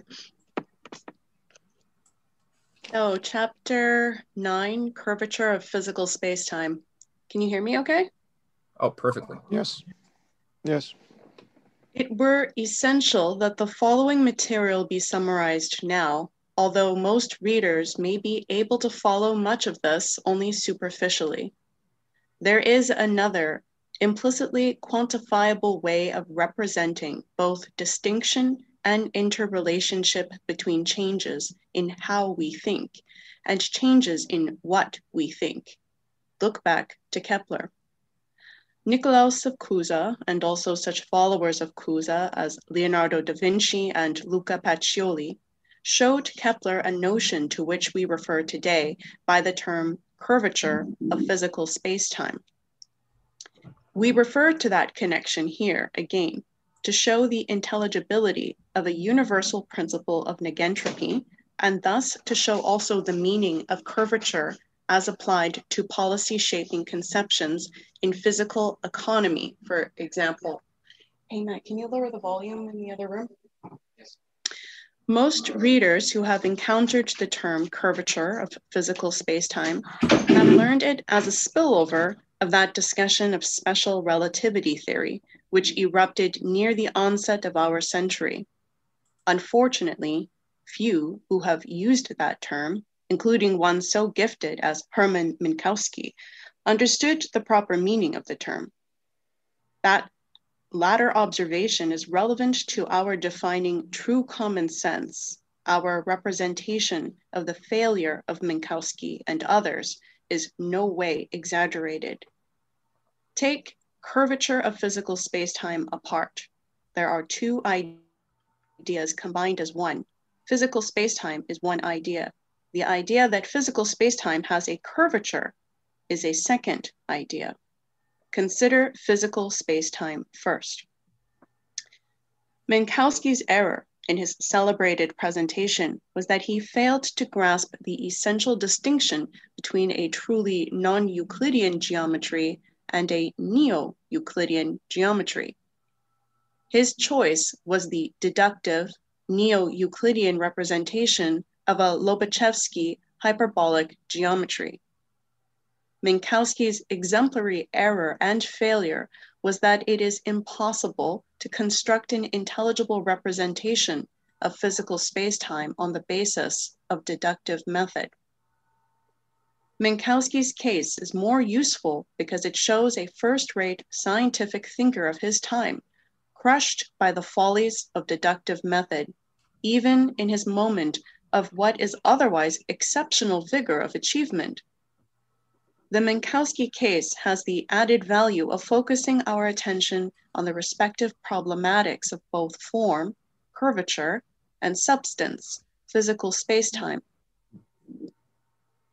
Hereditarily, all deductive method locates matter, substance, in the axiomatically self-evident existence of the point mass, of a point of infinitesimal smallness. All efficient action in the physical domain is similarly associated with pairwise interaction upon, by, and among point masses. Point mass is a self-bounded singularity, a Kantian Ding an sich, I think, Matt? Yeah, I don't know what that means. I just know how to pronounce it. Ding on sich. And a self-finitized quantity in this manner and sense. I would actually Quan. Do you know what that means? Ding an sich.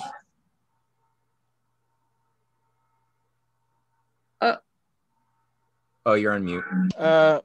As usual with can, it always means something obvious and non-intelligible. Okay. Yeah. For the future, Quan is our translator for Greek and Latin, so we just thought he would know German. The finiteness so defined ends the quality of matter, substance, within the self-finitization's bounds, such that within the universe as a whole, the quality of matter does not exist beyond the self-bounds of axiomatic point masses. So, space and matter are made to appear as mutually exclusive qualities. Similarly, the contrast among matter, space, and time. For analogous reasons, if we construct a deductive universe in which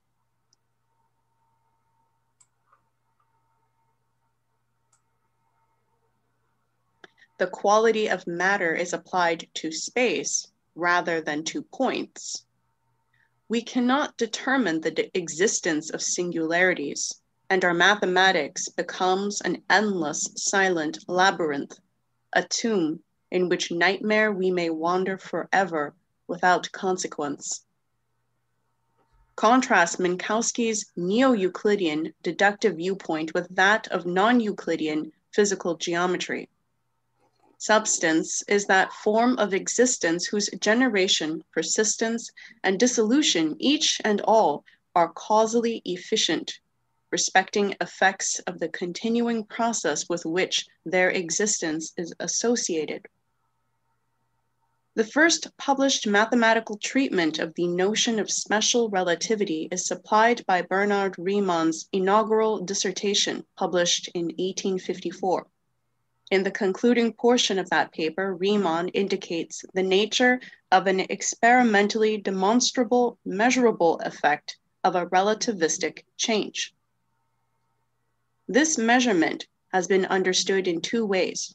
Riemann understood all his contributions to mathematical physics from the standpoint of a constructive physical geometric generation of the Gauss-Riemann non-deductive domain. In this domain, from the beginning of his work at Göttingen, Riemann understood the universe to be driven by a universally subsuming principle of negentropy, as we define negentropy in this paper before the reader now. Minkowski read it in a different way, a deductive way.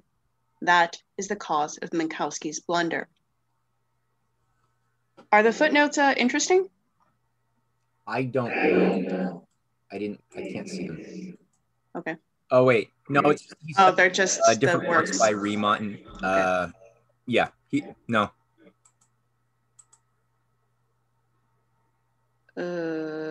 Riemann's collaborator, Eugenio Beltrami, to whom Riemann assigned the task of successfully exposing the devastating paradoxical fallacy of Maxwell's electrodynamics, supplies us the neatest portrayal of the construction of a Lobachevsky geometry of negative space curvature.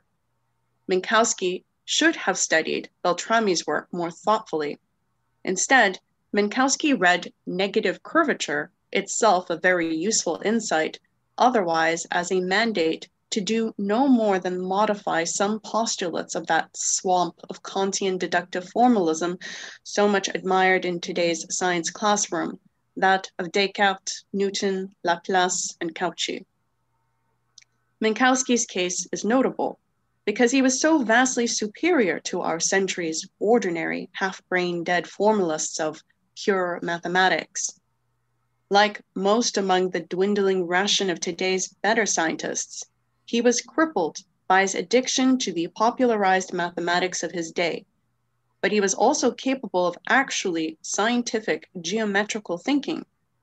There is no evidence which permits us to doubt that when he said physical spacetime, he was pointing in the direction we are pointing.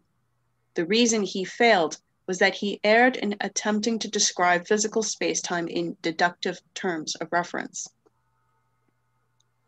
Instead of a non-Euclidean geometry, Minkowski used a neo-Euclidean one, a Euclidean deductive method, but with some modification of the postulates, a wrong choice of A to B. Thus, his choice of deductive mathematics led him back to the same failed ontologies from which he desired to escape. The last-ditch objection for those who would cling to deductive method assumes such forms of expression as, how shall we measure? If we permit nothing but geometrical continuity to be employed anywhere in the construction of a physical geometry, where do we secure the yardsticks a physics requires? In this connection, the golden section is crucial. We have already noted that beginning with the maximum minimum principle. Right. Sorry, Cynthia? Mm-hmm. Yeah, just quick again for anybody listening. I think this idea is really, really important at this point to emphasize that when you're thinking about building up a geometry to describe the physical space-time that we live in, we're using metrics, right? We're using feet, we're using ideas of time, seconds, hours, we're using meters, centimeters. But how do you pick your standards? Like, where do you start with that's not arbitrary? Because like feet are based, going back at some point, there was a king who had a foot and he called that a foot, or, an inch is, like in French, it's a pouce, it's a thumb. It was based on some influential nobleman who had a thumb, and he made that the standard for the kingdom. And we just sort of have used these things. And sure enough, like the metric system is the best one because it actually has some relationship to like, the speed of light, the wavelength of the speed of light. But like, where do you start? Like, where do you pick your measurements that you're going to build up your idea of time, of seconds, right? Because even that's based upon something kind of arbitrary, which is the rotation of the Earth around the sun. Would it be the same type of time language that you'd be using if you were on Jupiter or in another like star system? You probably would have to use different. It wouldn't be as useful. So what's universal? What is there such a thing as a universal standard? And that's where I think it's just so interesting that he's pointing out the golden section is a more reliable thing to use as your base when you build up a metric of space and time measurements. So just to say, and mixed with that idea of the minimum maximum principle together, right, as concepts. We have already noted that beginning with the maximum minimum principle, the entirety of constructive physical geometry, oh, sorry, I got distracted by the chat, is elaborated by the root of multiply connected circular action. That curve, defined topologically, is the only elementary source of the notion of quantity in the entirety of a physics so constructed. It begins with the notion of the circular cycle and is elaborated in terms of construction of divisions and multiples of that circular cycle. Thus, multiply connected circular action generates the forms of existence known as the point and line. Thereafter, beginning with the creation, it's hard, you know, we maybe should have had pictures ready for this, but maybe we can send pictures to people by email for some of these short studies. Mm-hmm. Thereafter, we looked at some of these things last week too. Oh, okay, good. I'm out of the loop. Thereafter, beginning with the creation of such primitive singularities in such a fashion, the generation of all singularities is measured in terms of ratios of a single or multiple cycle or cycle of circular action. As early as Plato, it was known that the most crucial of all among these rations or sections of circular cycles is the so-called golden section. Plato referenced relatively often and crucially the discovery of a proof that only 5 species of regular polyhedra are constructible in the space defined by human vision. The notion of Platonic realism is centrally referenced to this proof. The development of modern physics from Nicholas of Cusa onward is referenced to the implications of this. The fact that only 5 species of regular polyhedra are constructed so shows that physical spacetime so conceived is finite, bounded, and that by virtue of this manifest delimitation. And that by virtue of this manifest delimitation. To the best of our knowledge thus far, Plato was the first to prescribe the construction of a comprehensive mathematical physics upon the implications of the uniqueness of the 5 Platonic solids. Plato emphasized musical harmony in prescribing the laws of action in the universe to be governed by those harmonic orderings which are implicit in the golden section. This is the germ of the first successful modern form of a comprehensive mathematical physics. We have noted and emphasized that Leonardo's circles had demonstrated that the Platonic harmonic orderings were the characteristic harmonic orderings which set healthy living processes apart from dead ones. We have noted and emphasized that the 5 Platonic solids demonstrated the finiteness, the boundedness, and the self-boundedness of the physical space-time seen as visual space-time. We have emphasized that any process which is harmonically ordered in congruence with the golden sections of circular action is negentropic. Kepler's founding of a comprehensive mathematical physics based the lawful ordering dominating and pervading that universe upon the distinction between negentropic and entropic harmonic ordering of processes and defined the universe as a whole as negentropic. The algebraic form in which Kepler's 3 laws of universal gravitation are represented is an algebraic description of constructive geometric locus functions.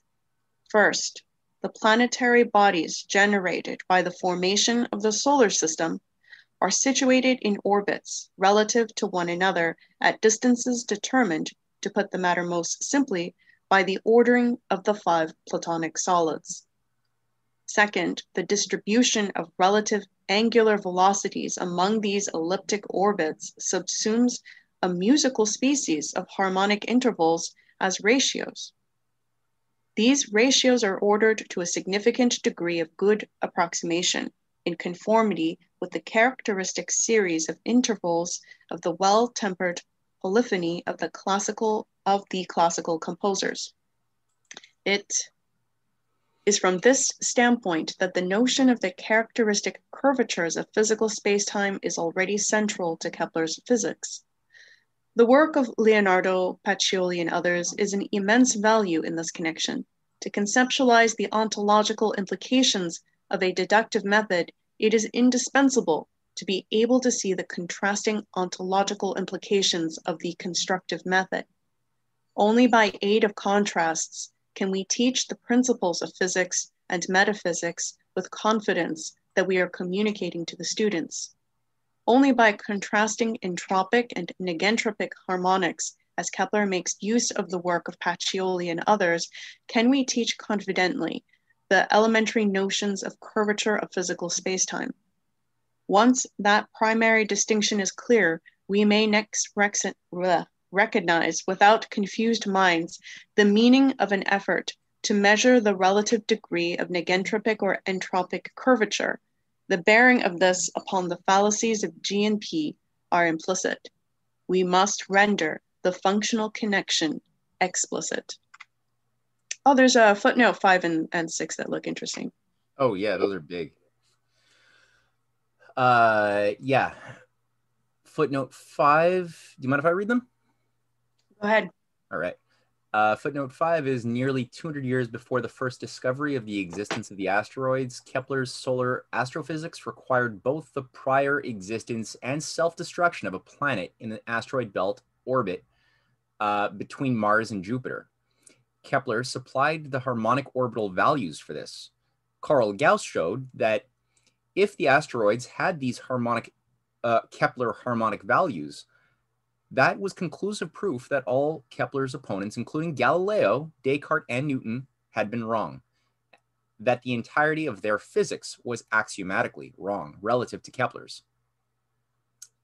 That's cool. And again, references footnote appendix 6, which, yeah, everybody this week before our next reading, got to read footnote 5, appendix 5 and 6 on Kepler. Really good I keep saying footnotes, appendices.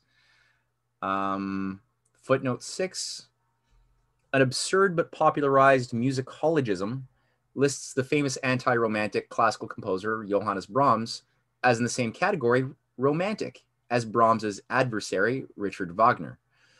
The neo-Hegelian and kindred critics believe that the European zeitgeist was converted to the romantic aesthetic persuasion at the 1815 Congress of Vienna and persisted in that custom throughout most of the century. On such premises, classical composers such as Franz Schubert, Frédéric Chopin, Robert Schumann, and Brahms are listed as romantic and worse, often performed as if they were.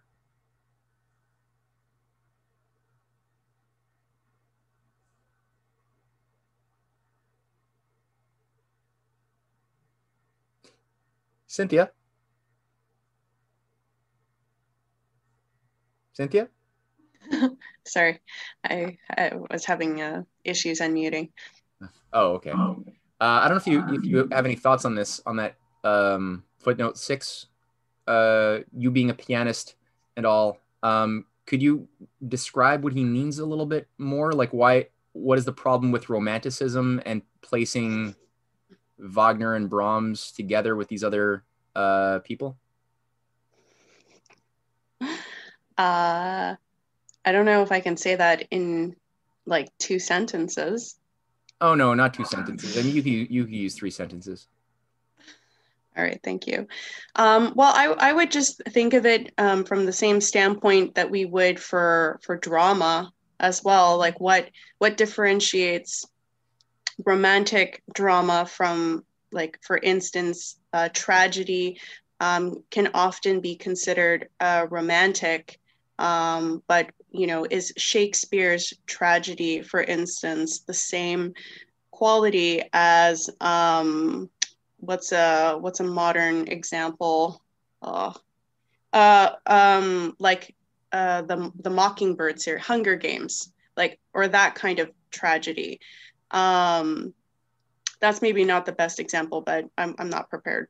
But there's all types, right, of like modern examples of tragedy. It can also be like existentialist, which is kind of a form of romanticism, because it's a form of like vain pining. It's very self-centered. Romanticism is a very self-centered outlook, and ultimately it it's obsessed with the individual in this self-centered outlook. So for instance, like Hamlet is not very well understood because people don't realize that the way that Shakespeare wrote that play was supposed to be a lesson to avoid the tragedy. Like we don't want to be tragic, and sometimes, you know, the tragedy is the individual's fault, sometimes it's the society's fault, but ultimately, you know, the classical approach to tragedy is not to kind of like pine away, but to have a sort of thought experiment exercise of how we can apply the lessons from a drama that has psychological implications in reality, and learn from that for our individual decisions and also societal decisions. So music is the same way, where music contains ideas in it, and it can either be played, like even if the composer didn't wish it to be performed that way, as you can also think of a Shakespeare play, if it's played in a romantic way, you're not going to have the kind of dissonance and uncomfortable moments in areas. Like you're not supposed to necessarily sympathize or, you know, feel a kind of washing over in some places. It's supposed to be uncomfortable. It's supposed to sit with you. Or sometimes you just won't get the dialogue that's going on. There's arguments that happen within music, and then there's like a victor after the argument in music. I don't know if I wasn't prepared for that question. No, I could think of examples that, hearing you talk, like in Beethoven's symphonies in the Ninth Symphony, there's definitely an interplay of voices that are not in harmony and that come into harmony at different moments. But ultimately, there's a resolution by the fourth movement, the famous one. But yeah, people don't often think of music in that way of contrast. Yeah, and you don't always have a resolution either. Like, you know, sometimes it will end with an off note, and you know, it's meant to be, you know, ended that way. It's not just always this like final conclusive way of ending things, you know, tied neatly in a bow kind of thing. There are quite a few pieces where it does end with a bit of an off note. I know that when I was like working on these pieces, because I'm not very good at sight reading, I don't practice piano enough, so I'm very slow when I learn a new piece. And you can really appreciate like composers such as Bach, where you know, when you listen to a whole Bach piece, it's very beautiful, and it's the juxtaposition between notes, like the intervals that are used. It's very, very interesting what it does to you. But when you're learning the piece and you're playing each note like kind of slowly, I always thought that I was making mistakes, and I'd have to like, you know, go back to the sheet of music and say like, what am I doing wrong? Like I'm not reading the notes right, because they would sound in like, you know, kind of like a separated time phase, they would sound wrong. But then when they were brought in unison with like the other notes and more of like a flow, like an idea, then it made sense. Yeah.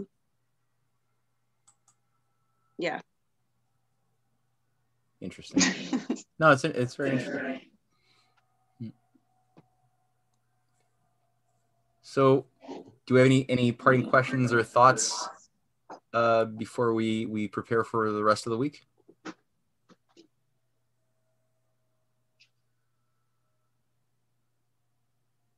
Okay. So this, like I said, Appendix 5 and 6 are important. I think the thoughts, I would like to see, Cody had to leave. He wrote apologizing that he had to leave at 10 p.m. Sharp. But think about why there can be no more than 5 platonic solids: the cube, the octahedron, dodecahedron, icosahedron, and the missing one. What's the one I'm missing? Anyway, 4-sided one. Why can there be no more than those 5? Can we prove it with a simple geometric proof and reasoning? And the other one was, different examples. and this includes people listening at home on YouTube, but think of more examples, write them down, of times concretely where increasing productivity has increased the entropy of the system. Bad productivity, bad growth versus good forms of growth as well. So try to contrast, like he's talking about, right?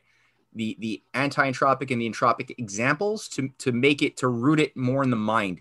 So it's not just words that we're hearing, but with examples, we can root these concepts deeper into our knowledge and call it knowledge.